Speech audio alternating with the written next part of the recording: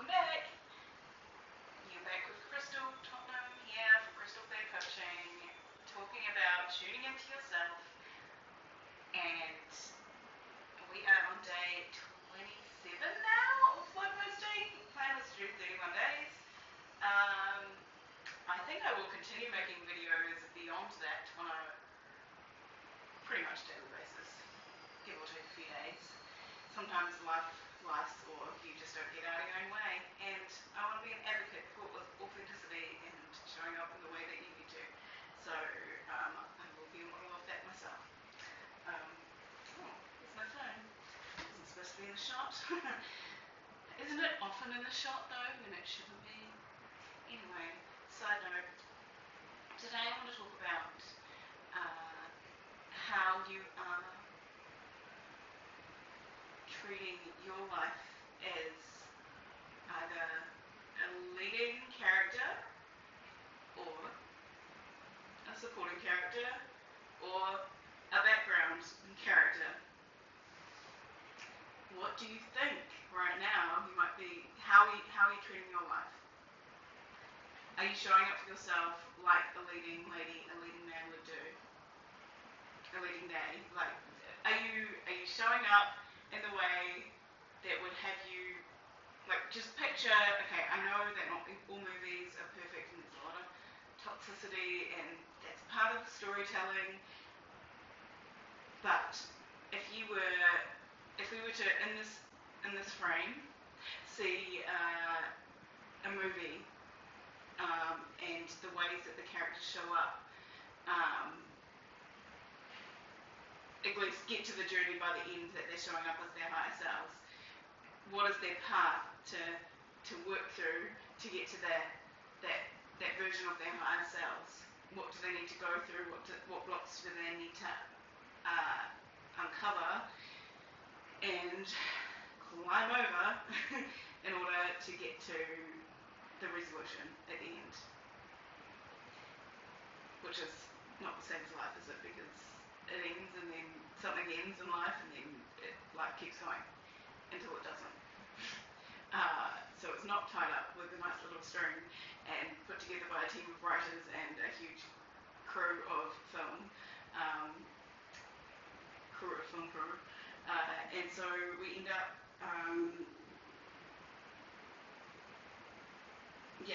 not really knowing where we're at in our own stories, and sometimes not treating our own stories as if we're the leading role in our own life, which is kind of crazy, isn't it? Like, do you want to be a background extra that's blurry in the background for like a couple of seconds for the whole movie after being there for, weeks and months on end, when you could be front and center, the stories about you, the intimate details of your life? Don't you want to be the leading person, the leading lady, the leading man, the lead? I know that I do, and I've struggled to show up like that because I'm so used to actually working on film sets and helping make sure that the leads, the background, the stunt people all look good. And that served me for a time. Like, I really enjoyed it. I really loved being of service in that way. And I still have moments where I'll go back to it and I'll love it too. I still love it. I love the film industry. I love being of service in any way and just being part of it. Like, that's all I actually ever wanted now that I sit with it. I just graduated from film school almost 17 years ago now. And when I went there, I knew I wanted to do something arty, but like when I looked at the heads of department that were in, my first jobs, and how hard they worked and what they had to put into being like a costume designer or a set decorator, I just thought, I don't think I'm at that level, at least not yet. Of course I wasn't. I was new. But yeah, I didn't know that I had the passion to do it. I was just stoked to be a part of the making of the films and the TV shows. And I still am to this day whenever I get the opportunity. But,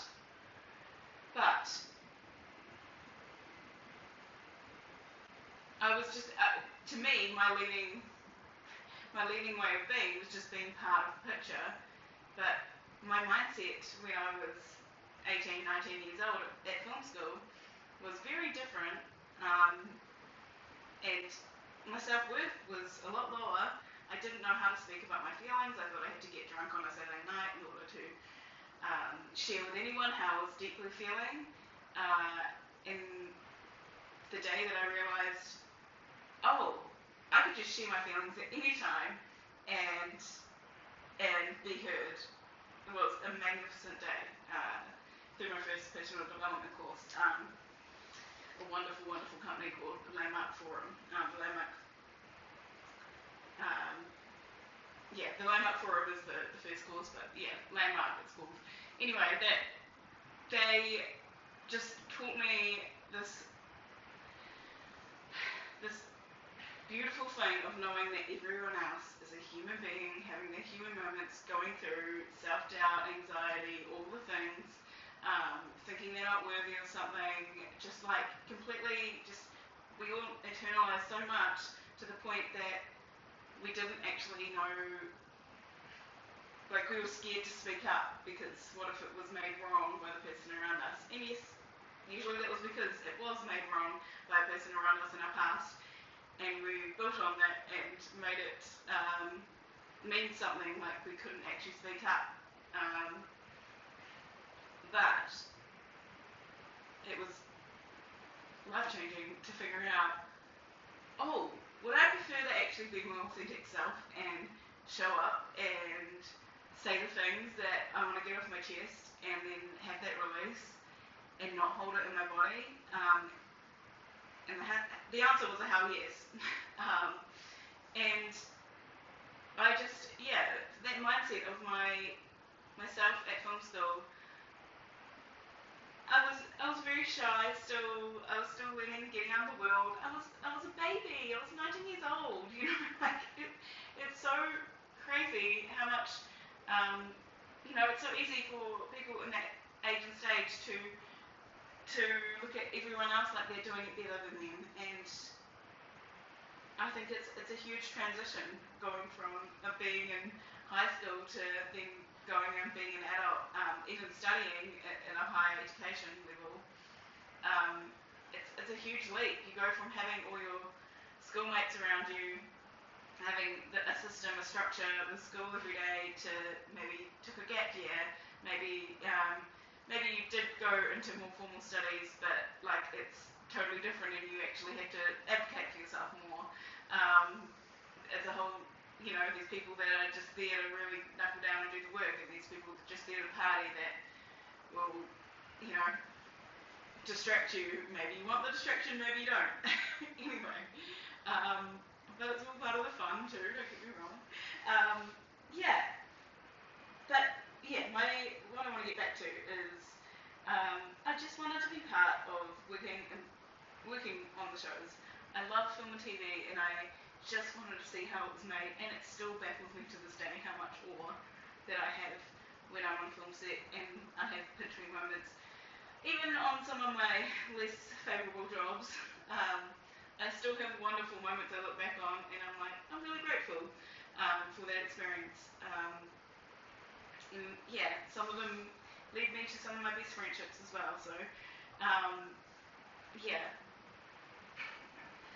coming back to being the leading character in your life, though, that's kind of been my journey the past few years. Is since I've learned all this wonderful stuff about coaching, it has been a call for me to step out and be the leading lady of my life and take up more space and be seen more and show up on camera, which is something I'm used to avoiding when I'm on set, because if you're in the shop as a costumer, and if you continually find yourself in the shop, you're not probably going to last long on that team because kind of getting in the way of the storytelling.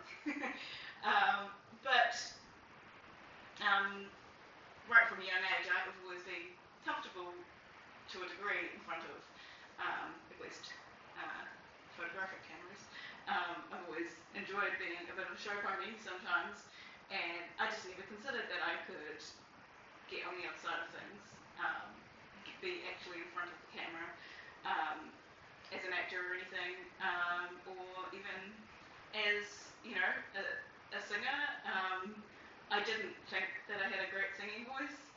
I just really enjoyed singing and am really good at memorising most lyrics and have this ridiculous catalogue in my head of music, songs and artists and everything. And I just knew I really enjoyed it. And if you enjoy something, then you should do it. Like, it doesn't matter if other people say you sound good or not. And I somehow, luckily, had the pleasure of being encouraged by my dad to enter an amateur karaoke competition earlier this year. And I ended up finding myself on stage. I did 2 songs that night, and somehow I won that first heat. And here I was thinking I wasn't that great of a singer. And that might be true still. I'm not saying that I'm great, but I did grow up doing modern jazz class, dance lessons, and I have always enjoyed putting on little productions. My best mate and I used to put on little productions for my grandparents when we would go and stay with them in Piha in New Zealand, and we put on really ridiculously silly things, and it was a great time. I loved doing that and putting on little plays with my friends and pulling out the analog video camera back in the olden days to make little things for my friends. And some of them may never be seen again because the rose-tinted glasses of how beautiful it all was definitely come off when you actually see the results. But it was all part of the fun, and that's what I just loved. And I love learning about the behind the scenes of Lord of the Rings and special features, as all Lord of the Rings film nerds know. There's brilliant behind the scenes, and that's what made me realise I could even get into film, made me learn to look up film school, and yeah, that's when I decided to go. And I'm so grateful for all the places and people I've met and the things I've got to see and do and be a part of. But I was always treating myself as the minion that was just lucky to be there. And I was happy to be the minion that was just lucky to be there. I was so happy. Like, yeah, give me all the dirty jobs to do, give me the ironing all night long while everyone else is on set. Like, I am actually so happy to do that. And I still am to this day. But there is a time and a place where if you don't actually take a stand to uplevel in your own life, no one else is going to do it for you. And, I have realised that through coaching, I've noticed how little worth I had before I really got into it. Even through many years of personal development work, there was still so much holding on that my inner child was holding on to, because I felt like, I was always a quiet, shy child that wanted to go and escape into a book, a fantasy book usually, to be honest. And it really makes sense that I went into a career where I could help storytell. But now I'm really wanting to step into this leading lady version of myself, where I actually get to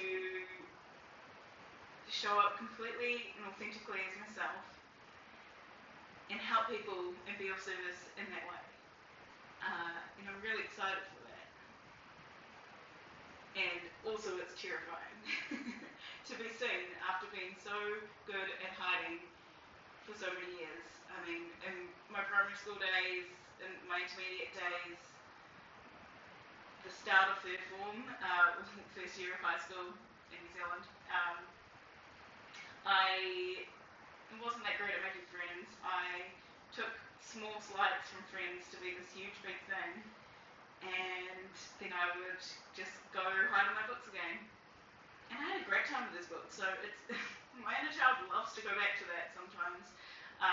But when I started opening up, and it really changed a lot for me when I met my core friend group from high school, who I'm still friends with to this day. and yeah, we just got to be really quirky together, and we still do, and I love that for us. um, but yeah, actually out in the world, and I learned to socialise, and then the internet started becoming more and more of a thing, and books became a bit hard to sit and concentrate on, and I struggle to sit down and actually read a book these days, but did rediscover audiobooks in recent years. But basically, any form of storytelling, I am there. I'm so excited about it. And what I love about storytelling, this is the point that I really want to drive home in this video, is you actually get to know the intimate details, the nuances of, in a good story, of what's going on for the characters. Things that their closest people to them don't even know. Things that they don't even know themselves. Maybe somebody else told that nugget of knowledge, that nugget of information that that they need in order to step forward, or to realise that something they've been working towards is actually a sham, or like not the right way to go.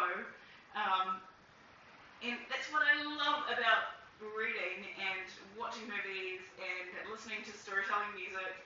Like, you know, you just get to be taken on that journey, and you get to know more about the perspective of the person who's actually experiencing it. In day-to-day life, you don't. Like, not nearly as much. Like, even your best mate, even if you live with your best mate for like your whole adulthood years, and you work together, and you did debriefs every night, even if you work closely together as well. I mean, to be honest, I'd probably say that's a bit too much space with anyone. Yeah, you need some space, but there's no way that they would know every intricate like thought and detail and nuance of each situation. And that's something that we get the privilege, at least for the purpose of the story, of knowing when we watch movies, when we watch TV shows, when we read a book, a fictional book, even like a biography, we'll try and tie it all together to come to the conclusion. We just don't. But in actual life, we don't have that. We don't know if that planted seed of someone that we think is kind of cute is actually going to go anywhere in the future. Whereas if we were to zoom out and see ourselves as the leading character, and we saw that seed planted, we'd pretty much know if it's a romantic movie, oh, well, clearly they're going to end up together by the end, because it's just part of the storytelling. So it's like, how cool is it that we get to know that before before the actual leading character knows that? And I think that's what draws a lot of us to film and TV, is that we get to really experience we can escape into someone else's life for a time. And there's a beautiful thing about that. And that can be, like, if you find a really beautiful, empowering movie, that can give you that feeling, or you walk out of the cinema if you are lucky enough to have gone to the cinema to see it, and you just feel like you're walking on air, you're just like looking around with new eyes and inspired, and it's so fun, it's so cool. But then I am the nerd that really goes for the inspiring and uplifting movies, the comedies, the romantic comedies, or the really arty stuff like the fantasies, the sci-fi. I don't really have an interest in horror or anything dark and dreary that's going to leave you feeling worse at the end. I don't get that. I don't get it as a coach as well, because whatever you spend your time washing your brain in, you're going to end up, that's going to add to your internal well-being or lack of well-being. And I'm not saying, if you love horror movies and it brings you joy, then great, go nuts, you do you. I don't mean to poo-poo anyone's joys, like, you to notice even the songs you're singing again and again, even if you love the melody and the beat and it's nostalgic for you, like, is it something that you want to be spelling into your life? Because our words have power. Like, do you want to speak that into your life? Yeah, it's just noticing how much media might be accessing your internal